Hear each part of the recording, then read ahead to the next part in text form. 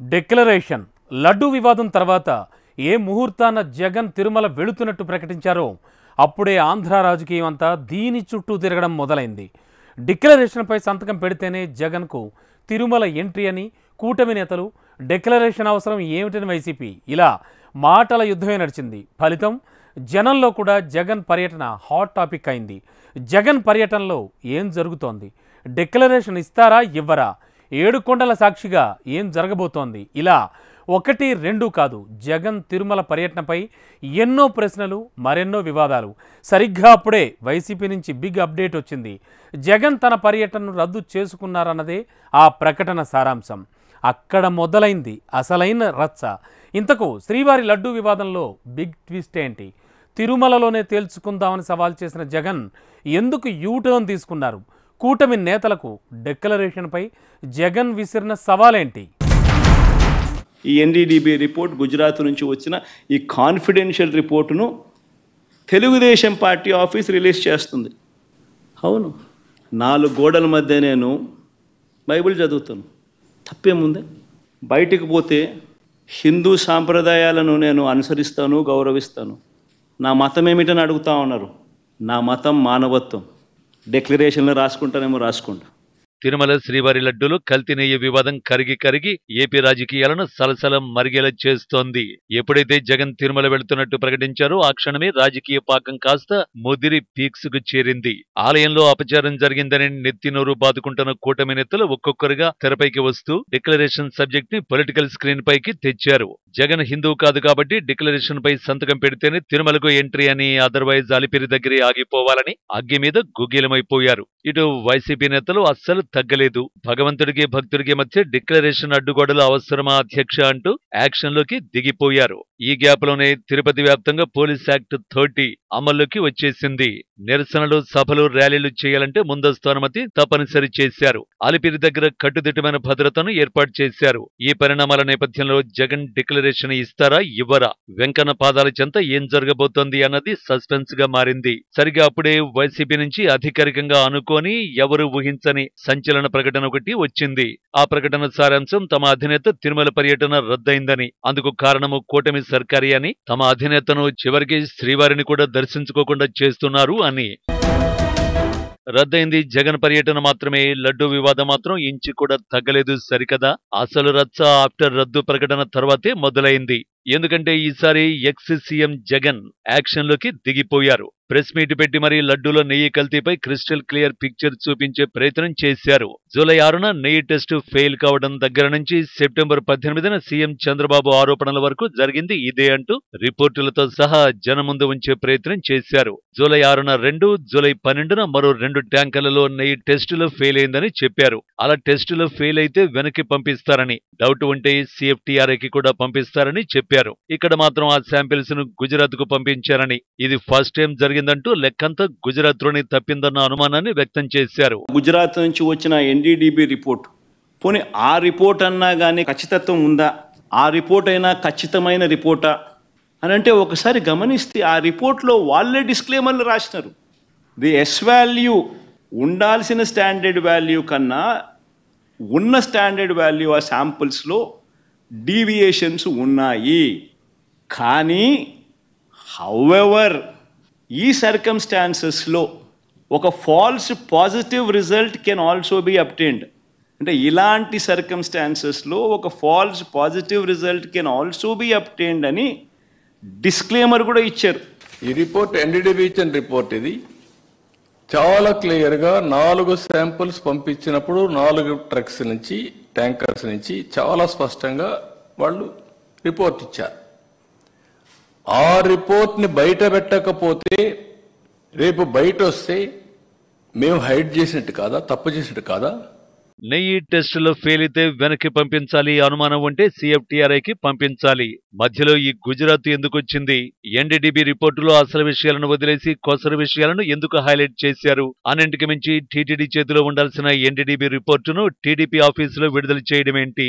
ఇలా లెక్కలేనన్ని ప్రశ్నలను కూటమి సర్కార్పై సంధించే ప్రయత్నం చేశారు. సింపుల్ గా చెప్పాలంటే తిరుమల లడ్డూలో నెయ్యి కల్తీ వ్యవహారం మొత్తం చంద్రబాబే చేశారు. అంతా వాంటెడ్ గానే జరిగింది అనేది వైఎస్ జగన్ చేసిన ఆరోపణ.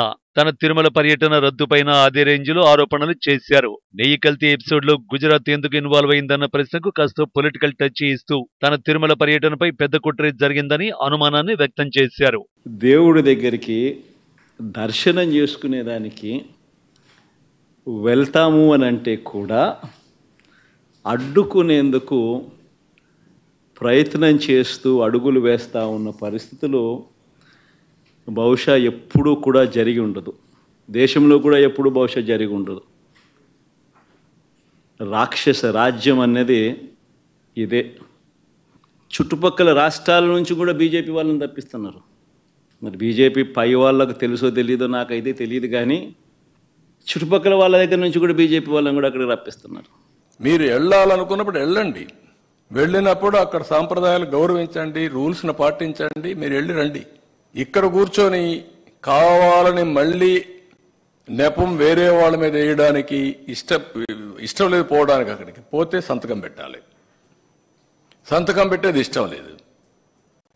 సంతకం పెట్టకుండా దౌర్జన్యం చేయాలి. దౌర్జన్యం చేయడానికి వీలు లేదు. We are very clear.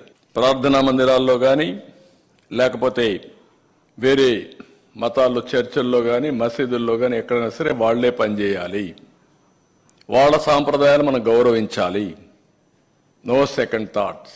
కమలం పెద్దలకు తెలుసో లేదో అంటూనే పొరుగు రాష్ట్రాల నుంచి పెద్ద ఎత్తున బీజేపీ కార్యకర్తలు దిగారని ఆరోపించారు. కమలనాథులకు తెలుసో లేదో తెలీదు కానీ అంటూనే తన తిరుమల పర్యటన రద్దుకు పరోక్షంగా బీజేపీనే రీజన్ అని చెప్పే ప్రయత్నం చేశారు జగన్. అక్కడితో ఆగిపోలేదు. కూటమి నేతల డిక్లరేషన్ డిమాండ్లపైన డైరెక్ట్ అటాక్ చేశారు. అల్లు అర్జున్ ఫేమస్ డైలాగ్ నా పేరు సూర్య, నా ఇల్లు ఇండియా రేంజ్ లో నా మతం మానవత్వం రాసుకోండి డిక్లరేషన్ లో అంటూ సవాల్ చేశారు. అవును, 4 గోడల మధ్య నేను బైబిల్ చదువుతాను, తప్పేముంది? బయటికి పోతే హిందూ సాంప్రదాయాలను నేను అనుసరిస్తాను, గౌరవిస్తాను. బయటికి పోతే ఇస్లాంను అనుసరిస్తాను, గౌరవిస్తాను.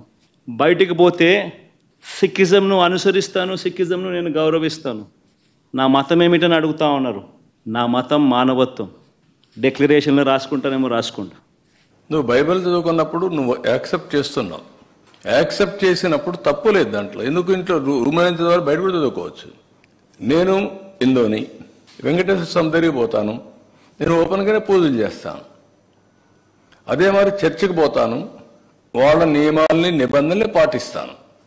మసీదుకు పోతాను, వాళ్ళని గౌరవిస్తాను.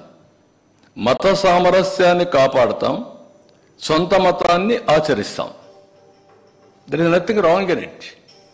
Why should we hide? ఎందుకు దాచిపెట్టుకోవాల్సి? నేను లోపల ఎందుకు చదవాలి? You can read outside. Overall గా లడ్డులో నెయ్యి కల్తీ వెనుక కూటమి ప్రభుత్వం రాజకీయ దురుద్దేశం తప్ప మరేదీ లేదనేది జగన్ వర్షన్. అలాగే తన తిరుమల పర్యటనను కూడా వాంటెడ్ గా అడ్డుకున్నారని ఆరోపించారు. తన మతం మానవత్వం, కావాలంటే డిక్లరేషన్ లో రాసుకోండంటూ పరోక్షంగా డిక్లరేషన్ కూడా పర్యటన రద్దుకు రీజన్ అని చెప్పినట్టు కనిపిస్తోంది. నిజానికి సీఎం హోదాలో ఉన్నప్పటికీ జగన్ తిరుమలకు వెళ్లినప్పుడు డిక్లరేషన్ అంశం కాంట్రవర్సీ అయింది. ఆయన అన్యమతస్థుడని, దర్శనానికి వెళ్లే ముందు డిక్లరేషన్లు ఇవ్వాలని ప్రత్యర్థులు డిమాండ్ చేస్తూ వచ్చారు. అయితే సీఎం హోదాలో ఉన్న జగన్ ను డిక్లరేషన్ అడిగే ధైర్యం ఎవరూ చేయలేకపోయారు. ఇప్పుడు జగన్ కనీసం ప్రతిపక్ష నేత కూడా కాదు, ఎమ్మెల్యే మాత్రమే. అందుకే ఆయనకు సాధారణ ప్రోటోకాల్ దర్శనం ఉంటుంది. ఈ క్రమంలోనే కూటమి నేతలు డిక్లరేషన్ విషయాన్ని హైలైట్ చేశారు. ఇదే సమయంలో తిరుపతిలో అన్యమతస్థుల డిక్లరేషన్ పై విధి విధానాలు వివరిస్తూ బోర్డులు ఏర్పాటయ్యాయి. తిరుపతిలో టీటీడీకి చెందిన భవనాలు ఉన్న చోటల్లా ఈ బోర్డులు ప్రత్యక్షమయ్యాయి. అందులో అన్యమతస్థుల దర్శన సాంప్రదాయాల గురించి వివరించారు. డిక్లరేషన్లు అధికారుల వద్ద అందుబాటులో ఉంటాయని, స్వామివారిపై తమకు విశ్వాసం ఉందని చెప్పి డిక్లరేషన్ ఫామ్ పై సంతకం చేయాల్సి ఉంటుందని పేర్కొన్నారు. తిరుపతితో పాటు తిరుమలలో కూడా ఈ బోర్డులు ఏర్పాటు చేశారు. నేను ఇంత మునుగుడు పోయాను, నేను ఎందుకు పోకూడదంటే, ఇంత మునుపు మీరు రూల్ వైలేట్ చేస్తే మళ్ళీ చేయాలనా? నేను 4 గోడల మధ్య బైబిల్ ప్రాక్టీస్ చేస్తానని, హిందూ మతాన్ని గౌరవిస్తానని. గుడ్. గౌరవించడం అంటే ఏంటి? ఆ టెంపుల్కి పోయినప్పుడు ఆ టెంపుల్లో ఉండే సాంప్రదాయాల్ని పాటించడం.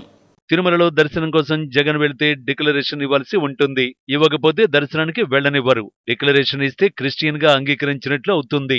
ఇది రాజకీయంగా ఇబ్బంది కలిగించే అంశం అనేది విశ్లేషకుల మాట. ఒకవేళ అలా డిక్లరేషన్ ఇస్తే వైసీపీకి ఓటు బ్యాంకుగా ఉన్న క్రిస్టియన్లు కూడా దూరమవుతారన్న అంచనాలు రావడంతో జగన్ తిరుమల దర్శనం విషయంలో వెనకడుగు వేశారని తెలుస్తోంది. ఇదే సమయంలో కూటమి నేతలు జగన్ ను అడ్డుకుంటే అది రాజకీయంగా వైసీపీకి కలిసొచ్చే అవకాశం ఉండేది. కానీ సీఎం చంద్రబాబు పెట్టిన ట్వీట్ మొత్తం సీన్నే మార్చేసింది. టీటీడీ నిబంధనలు తప్పక పాటించాలని కోరిన చంద్రబాబు భక్తుల మనోభావాలకు, ఆలయ ఆచారాలకు భిన్నంగా ఎవరూ వ్యవహరించొద్దని విజ్ఞప్తి చేశారు. సింపుల్ గా చెప్పాలంటే ఎవరూ జగన్ను అడ్డుకోవద్దనేది చంద్రబాబు ట్వీట్ సారాంశం. శ్రీవారి సన్నిధికి వెళ్లే ప్రతి ఒక్కరూ ఆలయ నియమాలను, ఆగమ శాస్త్ర ఆచారాలని, టీటీడీ నిబంధనలు తప్పక పాటించాలని కోరుతోన్నట్టు ఆ ట్వీట్ లో పేర్కొన్నారు. కాబట్టి తిరుమల వెళితే డిక్లరేషన్ ఇవ్వడం తప్పనిసరి. అది మాత్రమే కాదు, జగన్ తిరుమల పర్యటన విషయంలో రాజకీయంగా అనేక స్టేట్మెంట్లు వచ్చాయి. అలాగే హిందూ సంస్థల నుంచి కూడా అదే తరహా ప్రకటనలు వచ్చాయి. ఇలాంటి అలజడిలో ఏం జరిగినా వైసీపీకి మైనస్ అవుతుంది కాబట్టి వీలైనంతగా డౌన్ ప్లే చేస్తే బెటర్ అన్న ఉద్దేశంతో వైసీపీ వ్యూహకర్తలు ప్లాన్ మార్చినట్టుగా తెలుస్తోంది. ఉద్రిక్తతలు తగ్గిన తర్వాత జగన్ తిరుమల పర్యటనకు వెళ్లే అవకాశాలు ఉన్నాయని వైసీపీ వర్గాలు చెబుతున్నాయి.